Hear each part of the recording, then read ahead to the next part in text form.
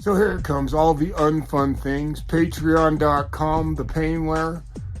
Don't forget to push this button, comment. Don't forget to push this button, like.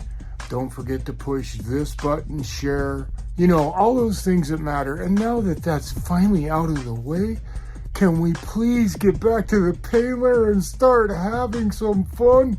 For the love of God and all things holy.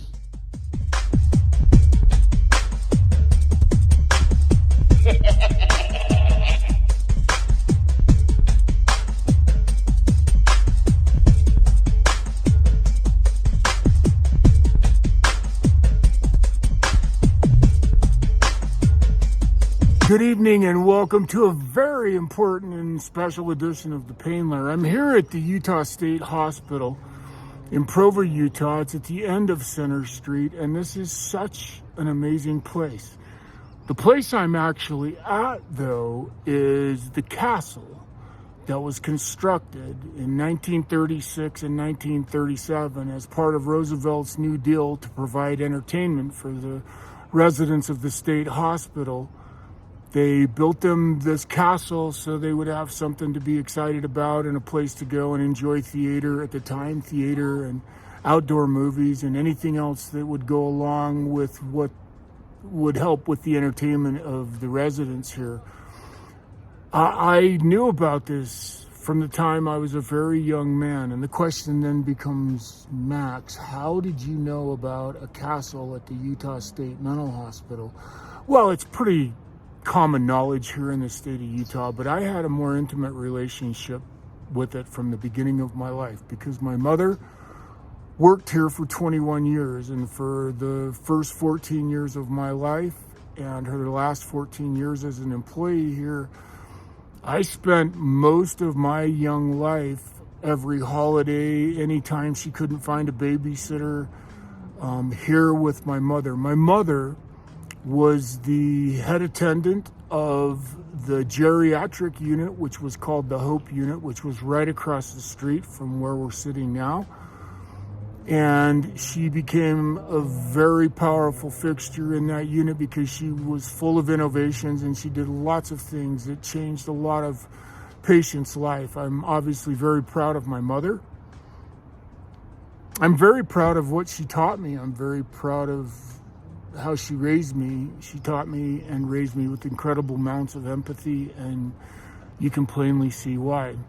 When I was a child, I had a little brown suitcase full of G.I. Joes, and she would let me bring my little brown suitcase with me full of G.I. Joes, and I would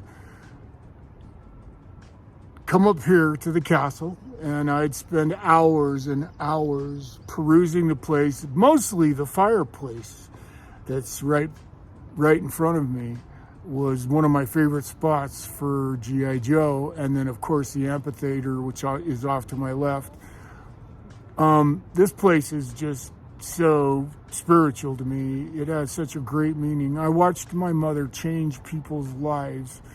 I watched my mother teach me the meaning of empathy and how important it is to care about people even though they're hidden and forgotten, because most of the folks that were on the geriatric ward of the Utah State Mental Hospital were there because their families couldn't take care of them or deal with them, and so they just pulled up and dropped them off. There was a woman named Maud who had a massive stroke, and her family just couldn't deal with her, and so one day they just pulled up in front of the state hospital and dropped her off and drove away. That happened quite frequently here. That was back in the era when people believed maybe that the state was responsible for taking care of those things, and life has certainly changed. But my mother brought an element to that gave those folks dignity, respect, and empathy. And she taught me that from a very early age. One of my favorite memories of my mother, as I'm sitting here telling you this, is my mother started a band. My mother was an incredible musician. She could play anything on the piano just by hearing it. I'll never forget, we went to see the Sting, and she sat down when she got home from the Sting, and she sat down and played The Entertainer like it was nothing.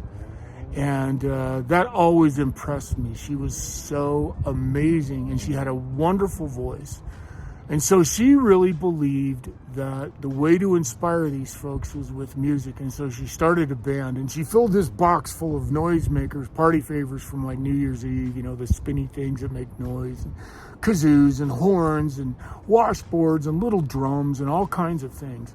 And she would set the box on the edge of the piano, and she'd walk into the Hope unit, she'd sit down, and she would start playing. Now, I have to tell you, I have vivid memories of catatonic people, just like you would envision standing at the window, just rocking back and forth, not paying attention to anything in life until my mother started to play the piano. And I watched people that were silent, people I knew that I had been around for years who never spoke.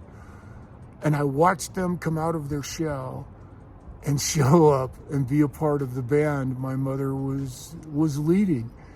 And it was such an amazing feeling, the power of music and the power that the music my mother played and sang had for those folks. Every time my mother came to the ward, the first thing that the patients asked, "When you play the piano again, Ellen, when you're going to sing and play?" They loved my mother for that reason. And on top of that, my mom was somebody they knew they could truly trust, who would be fair and honest with them, and by the same token, treat them with an incredible amount of dignity. Didn't matter. She never disrespected anybody. She treated everybody on the ward, from those who were convicted killers to those who had been abandoned by their families. She always treated them with dignity. And I have to say, the amazing part about this place for me is the true lifelong impact it's had on me. In fact, I named my band because of here, Living Insanity. In fact, the introduction of Living Insanity came as a direct result of here, and I'll never forget the day that I figured out what that meant and why Living Insanity. And I'm going to end here today because I'm going to come here more, and I'm going to talk more about the things and the memories I have from here. But Living Insanity, is it 3 words or is it 2?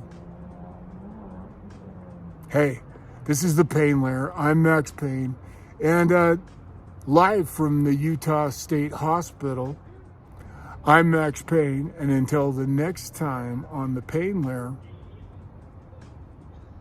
then.